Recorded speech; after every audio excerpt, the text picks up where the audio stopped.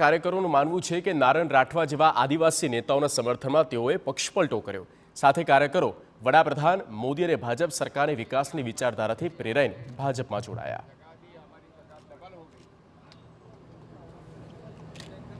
હમણાં જ શબ્દ શરણભાઈ આવ્યા છે તો એમનું સ્વાગત।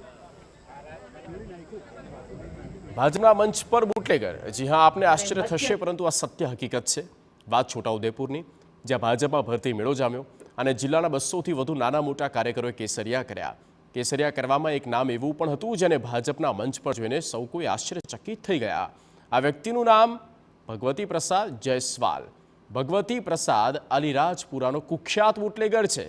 ભરતી મેળાની આંધળી દોટમાં ભાજપ ભાન ભૂલ્યું અને ગોરધન ઝડફિયાએ 8 ગુનામાં સંડોવાયેલા નામચીન બુટલેગરને ભાજપનો ખેસ પહેરાવીને કેસરિયા કરાવ્યા।